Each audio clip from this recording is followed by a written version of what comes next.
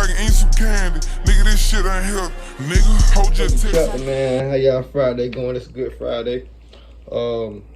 We almost at 5K, man. Make sure y'all give it a thumbs up. This your first time coming over here. I know I look like I'm sweating. I just got done jogging. But yeah, if this your first time over here, give it a thumbs up and hit that notification button. Subscribe, you feel me?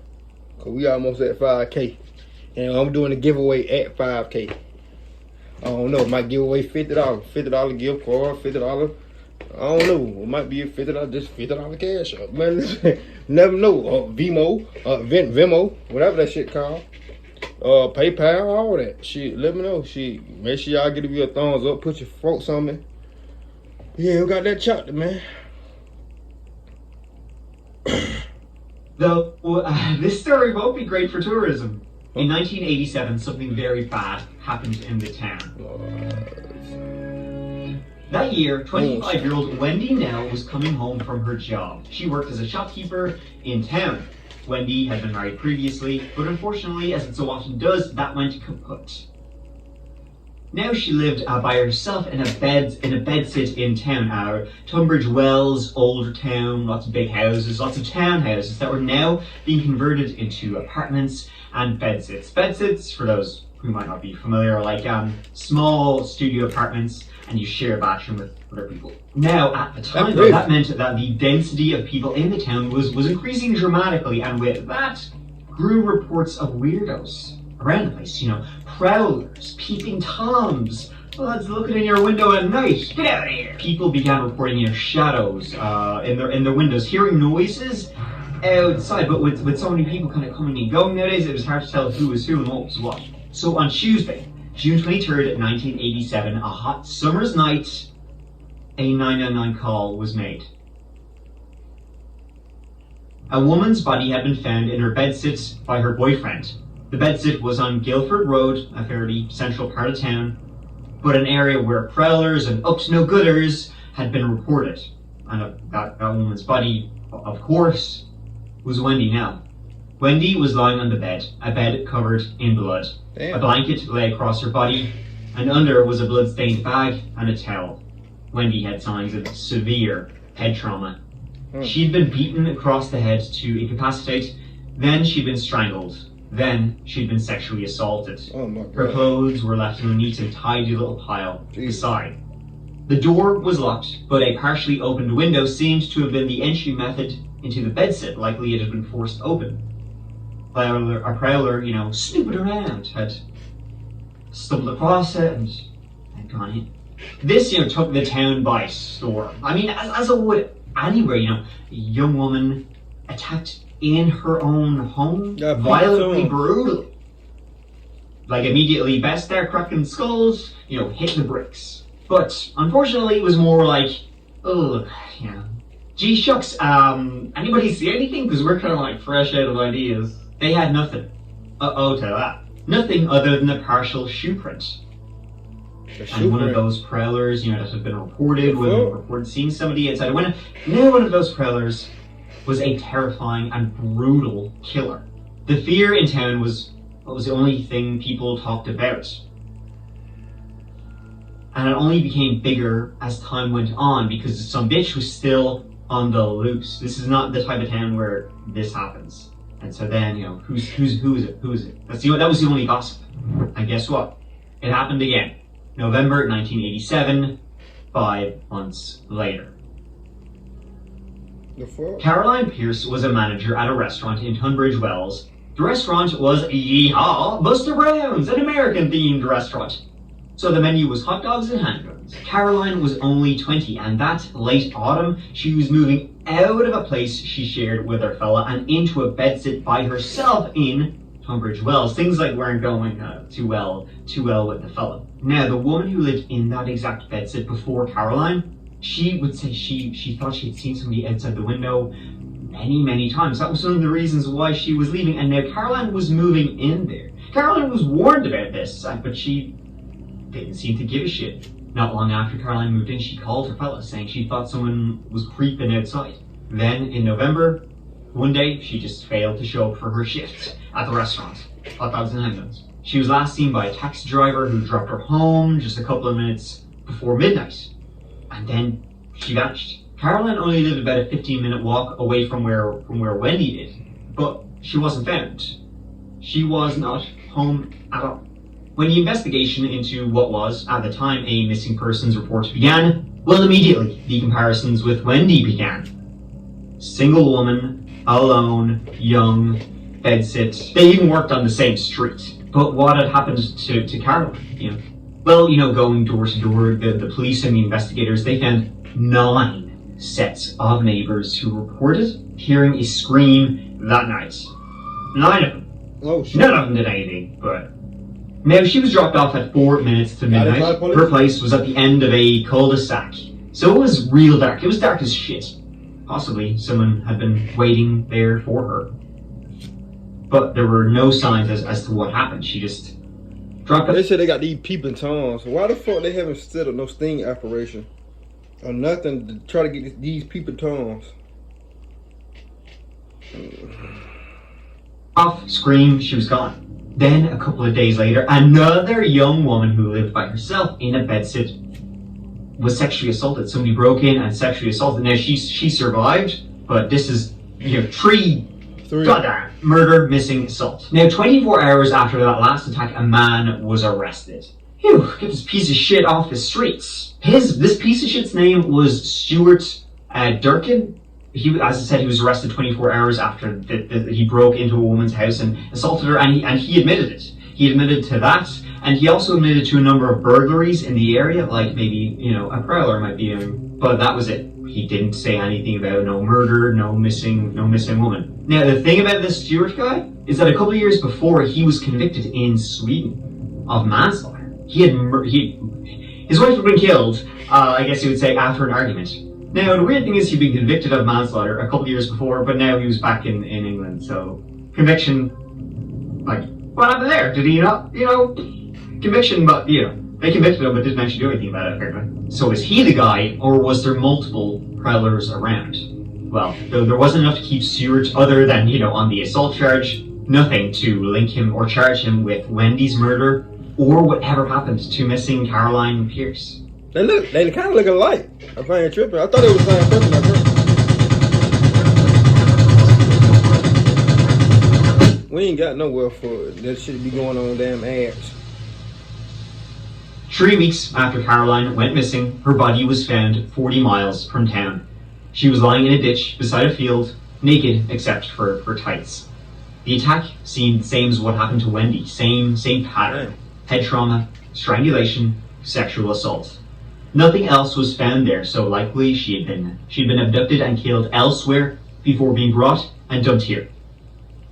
And again, there was nothing to go on. Jesus. Nothing at all. They knew what happened, but they didn't know. But they knew he had struck again, and it was the same guy. That's twice. I wouldn't want to stay where they at. I ain't gonna lie. They're like, they'll solve no murders. You seen a dude with that big long ass hat? 2 times. Will there be a third time? Every lead followed. Every area searched. But the searches became fewer and fewer as the years. They became more and more. The killer escaped. He hadn't struck again, so maybe he moved on. He moved on elsewhere to a new hunting ground. Back in 1987, the body of a young woman was found. She'd been murdered. Crime Watch did a reconstruction. 5 months later, another girl's body was discovered. Both lived in the same town, in Tunbridge Wells, both killed in the same way. Police thought a serial killer was on the loose, and they launched a massive manhunt. But 20 years on, no one has ever been caught. Detectives have never given up, nor have the victims' families. So watch this fresh appeal and see if it triggers any memories, because they might just be what the police need.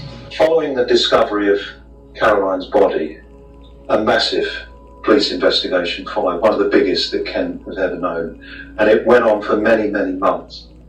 We were left with a situation where we'd done as much as we could forensically using science at the time, so we scaled down the inquiry.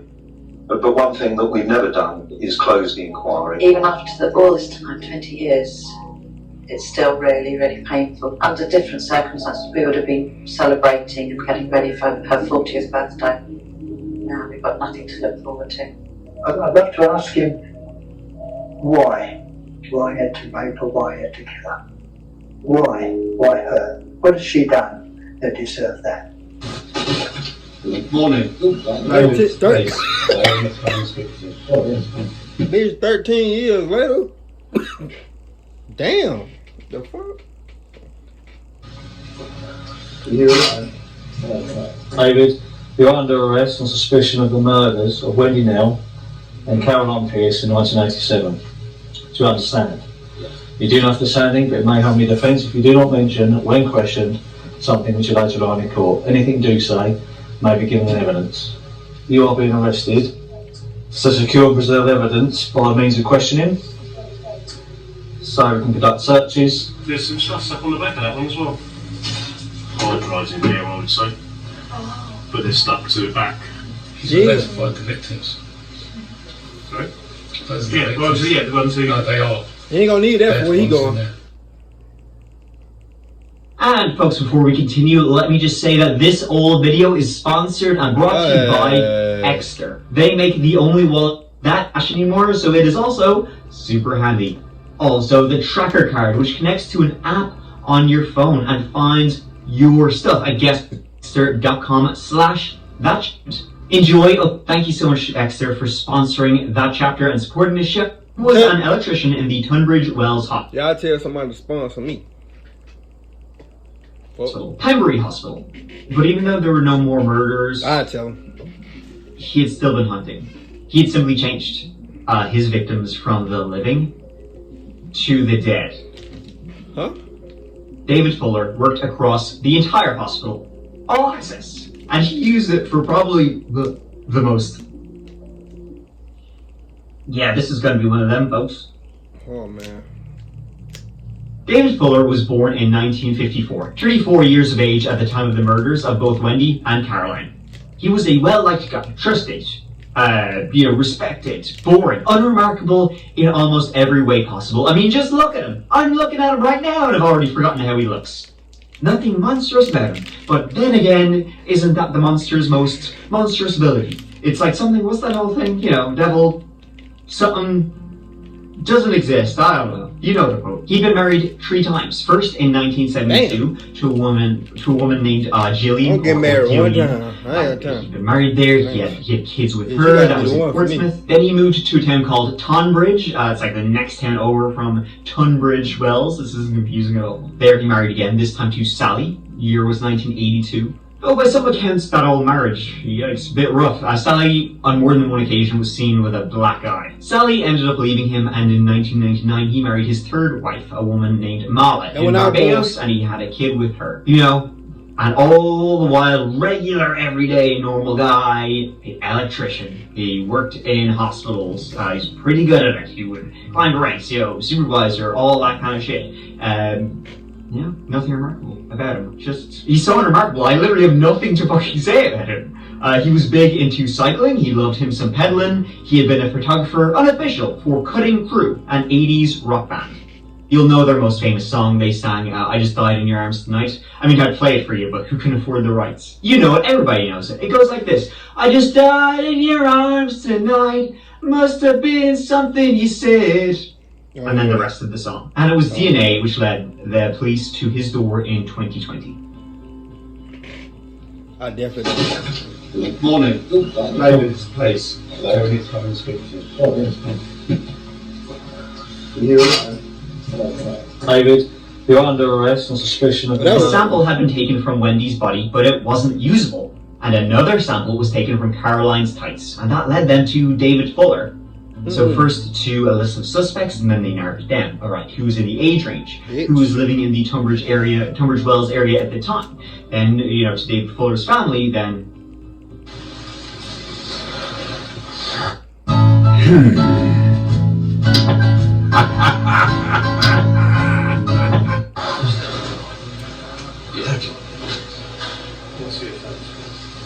Suspicion of murder. In 1987, there was 2 murders, one of Wendy Nell and one of Caroline Pierce. There's been an investigation, and they've now been able to forensically link David Fuller to them offences. They were able to match that with DNA found on a towel in Wendy's And long story short, it was like 1 billion times more likely that it was David Fuller's DNA than anyone else. So the police nabbed him on December 3rd, 2020. When he was arrested for the 2 murders, he was calm about it. Yeah, technology good as fuck now. Questions. Seemed like he was expecting this. A little later than what the old age pensioner had expected, but had expected. When initially questioned about the 2 murders, don't know much wrong about it, lads. Yeah, never heard of them, even though I lived in Tunbridge Wells the entire time, and definitely would have heard about them. No idea why my DNA is there. I did jack shit. David Fuller shite. Weirdly, they found written on a piece of paper was his bank pin, like for his credit card or whatever. 4 digits. You can guess what those 4 digits were. 1987. You don't need to guess. But 1987. When the police were searching his home. I just playing, dude. Martin, I don't want to get my come and look some photos for me. Are they ones he take? Well, why does that person not get those? That first one, is that real or made up? I don't know. Actually, Martin, there's some stuff on the back of that one as well. I've got the body worn on it, literally as it's happened. Well, on the back of his chest of drawers, it looks like he's got some hard drives in there, I would say. But they're stuck to the back of the chest of drawers. On hard drives, in his home, in his study, hidden behind a cupboard, because remember, he's a married man with kids. Well, on those hard drives, they found thousands of images and videos of David abusing dead bodies. Oh man, what the fuck? When the CSIs found them, they thought they were fake. They thought they were fake when they found them, because nobody could be this evil and sick and twisted. These were taken in the morgue of the Tunbridge Wells Hospital, and the hospital he worked in before that. So in the morgue, I thought that was real shit. That were there, Give me copyright. That's not going to get into it. I need is me. Yeah, it's self-explanatory, but he did it. Every single thing you could think of to the female dead bodies in that morgue, he did it, and he documented it. I had to read about it. I don't want to speak about it. The youngest was 9 years old. The oldest was 100 years old. He worked the late shift. When the mortuary staff left for the day, he would swipe in. His office was right across the hall from the mortuary. He went in, and hiding from the CCTV, he systematically... it's believed at least 100 bodies. He went at. Some had been dead for a while, others had been just dead for a couple of hours before he went at him. He filmed it all. He was never once caught by staff, but he did, when he went into the work, he would bring his work equipment, so that if somebody did come in, he was, just fixing the cooler, fixing the fucking lights, whatever. But there was 1 or 2 times when he nearly was caught. He would be going at the bodies, and a door would open, because one detective said he's seen this on film, because he filmed everything. He was watching one of the videos, David was there, somebody walked in, didn't see him, but David didn't even try and hide it, like what he was doing. Like, he was just so arrogant, I guess, and so... They probably ain't on it. Yeah. One hard drive alone contained 800,000 pictures and over 500 videos. That nigga's on. Altogether, 23 terabytes of material was found in his home in folders labeled Necrolord, Register, Deadly, Deadliest, 00, Best Yet. The most recent film video picture they found was dated to November 30th, 2020. 3 days before he was arrested.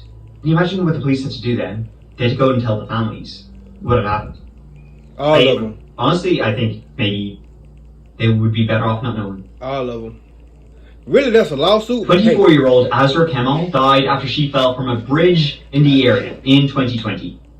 When Azra's mother was told by the police what David Fuller had done to her daughter in the morgue, she grabbed a knife and she walked into the police station. Personally, I would not have stood in her way, but the police did. They locked her up for like 34 hours. Who could blame her? Who could blame anyone for, That's really a lawsuit by her. It was always in the evenings, Dave. It was always evening time. Yes. Yeah. That motherfucker, that's sick. We know that. I want to admit it. I am admitting the offences, but I don't really want to go into detail. Yeah. Okay. Oh, you don't want to go in detail now. And what offence are you admitting, David? As you've just described them. Okay. In terms of the sexual penetration of corpses. Okay. Do you know why you started? No. Why did you record what was going on? I don't know why. I can't deal with it. I can't deal with it. He don't know why? Every Bitch, you single finna thing sit you're here and saying ask to me. is killing me. I know I can't be no detective. So, I can't be no detective. Bitch, you gonna sit up here He and admitted to the abuse, but not for the murders. So that's likely why the murders stopped. He just found he had access to dead bodies, so he didn't need to kill anybody. David Fuller, he changed his plea during the trial, and so he was found guilty of the murders of both Wendy Nell and Caroline Pierce on the basis of his DNA and the shoe prints that was found at the crime scene, Wendy Nell's crime scene. The police literally found a picture of him wearing the same shoes that matched that shoe print. He also had been to the store where Wendy worked and to the restaurant where Caroline worked many times. 4 years to the day since her body was discovered dumped in a ditch. Today, Caroline Pierce's killer was jailed for life. David Fuller also killed and sexually abused Wendy Nell in the same year of 1987. Both families had all but given up hope of justice. We've been hoping and hoping and hoping for years. And now it's just come. And it's not going to sink in for a little while. I can't find any other adjectives to describe him, the contempt I have for him, because of the impact that it's had on those individuals and the families, but the number of people going to be impacted by it for the rest of their lives, with the memories of their loved ones, we're talking hundreds, if not thousands of people impacted by it. He was sentenced to life in prison without parole. That in the UK is called a whole life order. He was sentenced to a further 12 years for what he did in the morgue. I ain't trying to be disrespectful. You And UK people. that ends this one. Oh, that's it. I don't really have much more to say, but yeah. So thank you. Yeah, he definitely was a sick motherfucker. I ain't gonna lie to you. Not even gonna lie. The motherfucker was sick. Wow. He went from doing it. He went from killing people and then doing that to when they dead already doing that more. That's more sick. I ain't gonna lie. He should have got the death penalty. If you ask me. Oh fuck. He already damn near dead. But anyway, my UK people, cause I know it's 10% UK people that watch me. What was the thing with the wig on the judge's head? What was that? I don't know. Hey, I don't know. Y'all let me know. I'm gonna do another video, man. Yeah, this video was kind of sick. I gotta make up for it. Well, damn, that one might be sick too. Anyway, man, give me a thumbs up, subscribe, share my books on that video. That's right, nigga.